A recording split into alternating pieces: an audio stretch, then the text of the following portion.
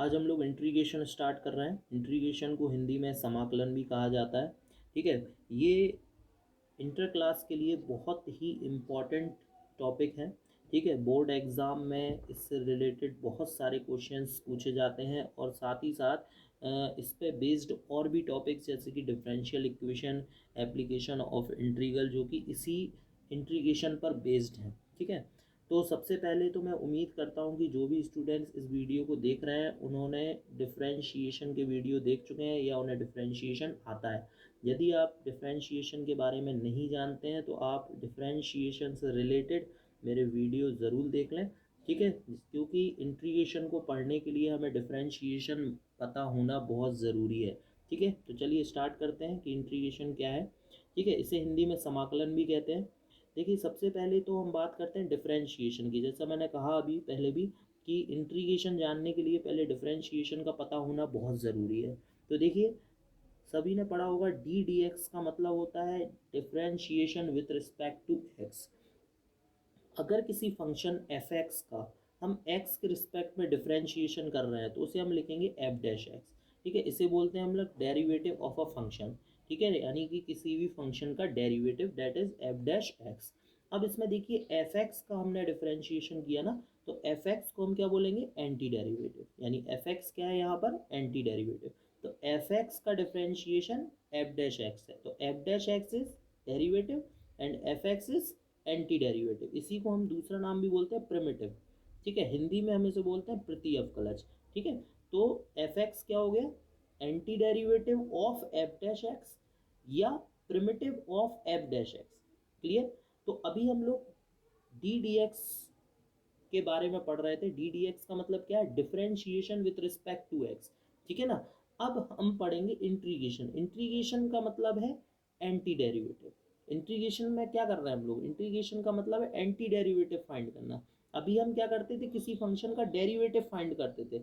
अब हम क्या करेंगे, हमें डेरिवेटिव दिया रहेगा और हम उसका एंटी डेरिवेटिव फाइंड करेंगे। ठीक है, तो integration is the inverse process of differentiation. Clear हो गया होगा। इंटीग्रेशन क्या है, इनवर्स प्रोसेस है डिफरेंशिएशन का। यानी कि हमें अब उल्टा करना है। अभी हम एफ एक्स का डिफरेंशिएशन करके उसका डेरिवेटिव निकालते थे, अब हम उसके डेरिवेटिव का इंटीग्रेशन करके उसका एंटी डेरिवेटिव निकालेंगे। तो ध्यान रखिए, अगर एग्जाम में आपसे पूछा जाता है कि एंटी डेरिवेटिव फाइंड करिए, इसका मतलब आपको क्या करना है, इंटीग्रेशन करना है। क्योंकि इंटीग्रेशन करना मतलब एंटी डेरिवेटिव फाइंड करना, क्योंकि एंटी डेरिवेटिव फाइंड करने के लिए जो प्रोसेस अपनाया जाता है उसी प्रोसेस को हम इंटीग्रेशन कहते हैं। क्लियर है ना। अब देखिए ध्यान से कि अगर एफ एक्स का डेरिवेटिव एफ डैश एक्स है तो एफ डैश एक्स का इंटीग्रेशन होगा एफ एक्स। समझ में आ रही है बात। एफ डैश एक्स का इंटीग्रेशन या एंटी डेरिवेटिव क्या होगा, एफ एक्स। उसे कैसे लिखेंगे हम लोग, तो देखिए ये साइन का यूज़ कर रहे हैं हम लोग इंटीग्रेशन के लिए, ये साइन यूज़ करना है इंटीग्रेशन के लिए। ठीक है, और यहाँ पे जो डी एक्स लिखा हुआ है ये क्या डिनोट कर रहा है कि हम इंटीग्रेशन एक्स के रिस्पेक्ट कर रहे हैं। जैसे यहाँ पे लिखते थे हम लोग, यहाँ पे देखिए डी डी एक्स लिखते थे, तो इसमें डी एक्स का मतलब क्या होता था कि एक्स के रिस्पेक्ट डिफ्रेंशिएशन हो रहा है। वैसे यहाँ पर भी डी एक्स का मतलब क्या है कि x के रिस्पेक्ट इंटीग्रेशन हो रहा है। तो जिस फंक्शन का भी आपको इंटीग्रेशन करना है उसे आप इस साइन और dx के बीच में लिखेंगे।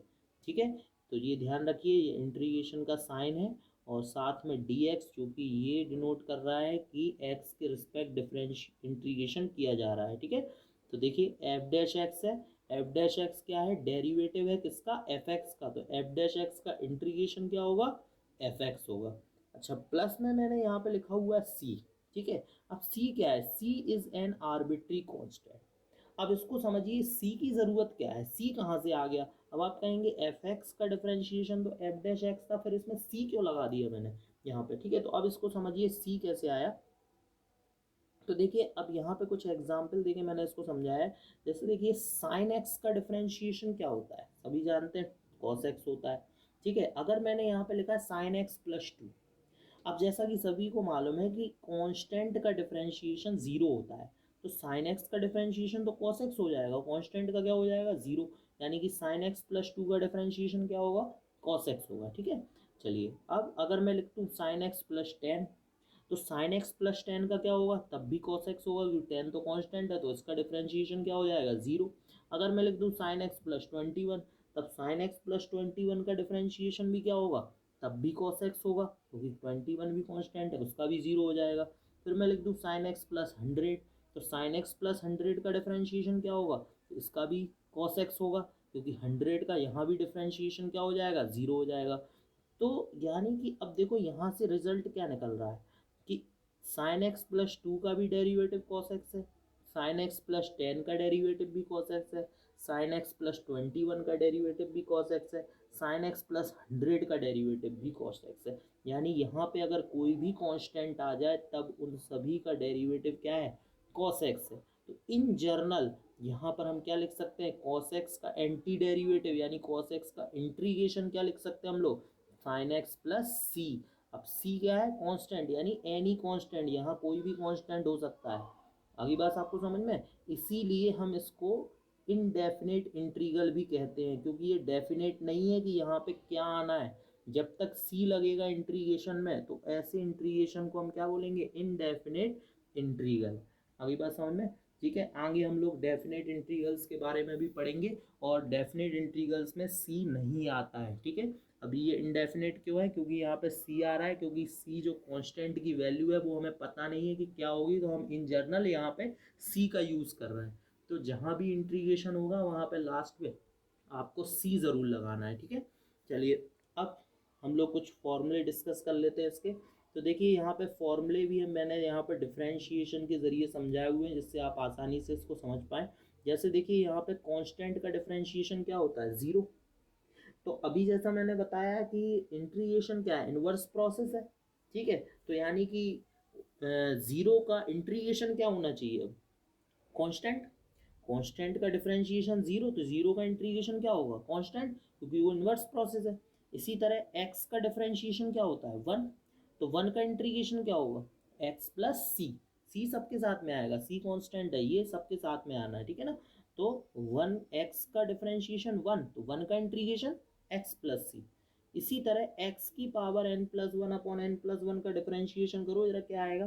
तो ध्यान दो कैसे करते हैं डिफरेंशिएशन, पावर आगे आ जाएगी, एन प्लस वन आगे, तो एन प्लस वन से एन प्लस वन कैंसिल, और पावर में से वन माइनस करेंगे, यानी एन प्लस वन में से वन माइनस करेंगे तो एन बचेगा, यानी कि एक्स की पावर एन आएगा। यानी इसका डिफरेंशिएशन क्या आएगा, एक्स की पावर एन। तो इसका मतलब एक्स की पावर एन का इंटीग्रेशन क्या होगा, तो ये होगा एक्स की power n plus one upon n plus one plus c, ठीक है। इसी तरह ई की पावर एक्स का डिफरेंशिएशन क्या होता है, ई की पावर एक्स, तो ई की पावर एक्स का इंटीग्रेशन भी क्या होगा, ई की पावर एक्स प्लस सी। क्लियर, चलिए आगे देखते हैं। इसके बाद देखिए नेक्स्ट है लॉग एक्स, लॉग बेस ई एक्स का डिफरेंशिएशन क्या होता है, वन अपॉन एक्स। तो ध्यान दीजिए वन अपॉन एक्स का इंटीग्रेशन होगा लॉग बेस ई मॉड एक्स। अब देखिए मॉड इसमें यहाँ पर इसलिए यूज़ किया क्योंकि लॉग के साथ में एक्स हमेशा पॉजिटिव होता है, ठीक है। ये बात ध्यान रखिए कि लॉग जो फंक्शन है इसमें जो एक्स आता है, जो भी रियल नंबर है, वो यहाँ पे पॉजिटिव होगा, इसलिए यहाँ पे लिखा है log mod x plus c, ठीक है। इसी तरीके से ए की power x upon log base e a. तो ए की पावर एक्स का हम डिफरेंशिएशन जानते हैं कि ए की पावर एक्स का डिफरेंशिएशन होता है ए की power x log base e ए, है ना। तो यहाँ पे लॉग बेस ई ए कैंसिल हो जाएगा, तो यहाँ बचेगा केवल ए की पावर एक्स। तो अब अगर हम इसका इंटीग्रेशन देखें कि ए की पावर एक्स का इंटीग्रेशन क्या होगा, तो ये आएगा ए की power x upon log base e a plus c, ठीक है। इसी तरह देखिए साइन एक्स का डिफरेंशिएशन होता है कॉस एक्स, तो इसलिए कॉस एक्स का इंटीग्रेशन हो जाएगा साइन एक्स प्लस सी, ठीक है। नेक्स्ट कॉस एक्स का डिफरेंशिएशन होता है माइनस साइन एक्स, तो देखिए ध्यान से साइन एक्स का इंटीग्रेशन क्या होगा, तो माइनस इस तरफ लिख लें, तो ये हो जाएगा minus cos x plus c, ठीक है। टेन एक्स का डिफरेंशिएशन होता है सेक स्क्वायर एक्स, इसलिए सेक स्क्वायर एक्स का इंटीग्रेशन क्या होगा, टेन एक्स प्लस सी, ठीक है। कॉट एक्स का differentiation minus cosec square x होता है, तो कॉसिक स्क्वायर एक्स का इंटीग्रेशन क्या हो जाएगा, minus cot x plus c. Sec x का differentiation sec x tan x होता है, इसलिए सेक एक्स टेन एक्स का इंटीग्रेशन हो जाएगा sec x plus c. Cosec x का differentiation minus cosec x cot x होता है, तो इसलिए कॉसिक एक्स कॉट एक्स का इंटीग्रेशन हो जाएगा minus cosec x plus c, ठीक है। तो ध्यान रखिए यहाँ पे हमने कुछ लोगों को कन्फ्यूजन होता है तो वो क्या करते हैं, 10x का इंटीग्रेशन भी sec स्क्वायर एक्स लिख देते हैं, ठीक है। जबकि ऐसा नहीं करना है आपको, यहाँ पर 10x का इंटीग्रेशन नहीं कर रहा है, यहाँ पर sec स्क्वायर एक्स का इंटीग्रेशन लिखना है 10x। क्यों? क्योंकि 10x का डिफरेंशिएशन sec स्क्वायर एक्स होता है, तो जब भी इंटीग्रेशन करेंगे तो sec स्क्वायर एक्स का इंटीग्रेशन क्या लिखेंगे, 10x, ठीक है। इसी तरह cosec स्क्वायर एक्स का इंटीग्रेशन क्या लिखेंगे, माइनस कॉट एक्स। इसी तरह sec x tan x का इंटीग्रेशन क्या लिखेंगे, sec x। इसी तरह cosec x cot x का इंटीग्रेशन क्या लिखेंगे, माइनस cosec x, ठीक है।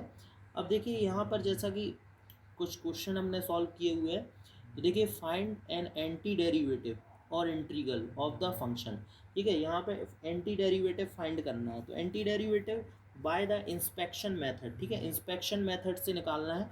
इंस्पेक्शन मेथड का मतलब ये है कि यहाँ पे हमें डिफरेंशिएशन की हेल्प से ही एंटी डेरिवेटिव निकालना है। तो बिल्कुल सिंपल है, साइन 2x का निकालना है। तो देखो साइन 2x कैसे आएगा, तो सबसे पहले हम जानते हैं कि cos x का डिफरेंशिएशन होता है माइनस साइन x, तो cos 2x का डिफरेंशिएशन क्या होगा, तो माइनस 2 साइन 2x, ठीक है ना।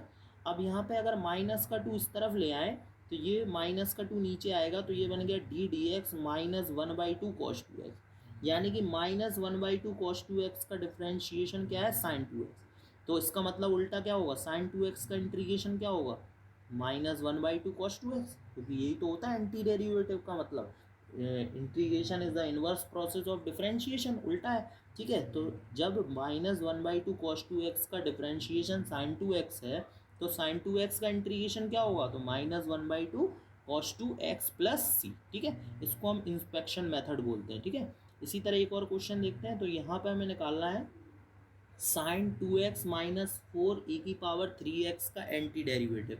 तो यहाँ भी उसी मेथड से करेंगे हम लोग। तो देखिए जैसे अलग अलग करते हैं, ठीक है। cos x का डिफरेंशिएशन क्या होता है, माइनस साइन x, तो cos 2x का क्या होगा, माइनस 2 साइन 2x। अभी पिछले क्वेश्चन में भी हमने इसे किया है, ठीक है। इसके बाद माइनस 1/2 नीचे आ जाएगा, तो साइन 2x का किसका डिफरेंशिएशन होगा, माइनस 1/2 cos 2x का डिफरेंशिएशन होगा। अब बात करते हैं e⁻³ के लिए, तो e⁻x का डिफरेंशिएशन e⁻x होता है, तो e⁻3x का डिफरेंशिएशन क्या होगा, तो e⁻3x का होगा 3e⁻3x। अगर इस 3 को मैं नीचे ले आऊँ तो e⁻3x जो है 1/3 e⁻3x का डिफरेंशिएशन हो जाएगा, ठीक है।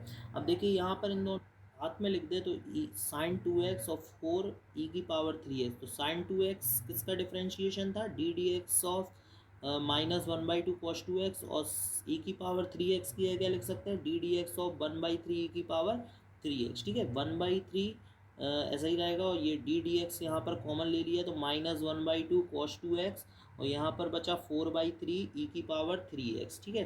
तो यानी कि ये पूरा जो है इसका डेरिवेटिव है, तो यानी कि इसका इंटीग्रेशन क्या आएगा, ये पूरा आएगा, ठीक है ना।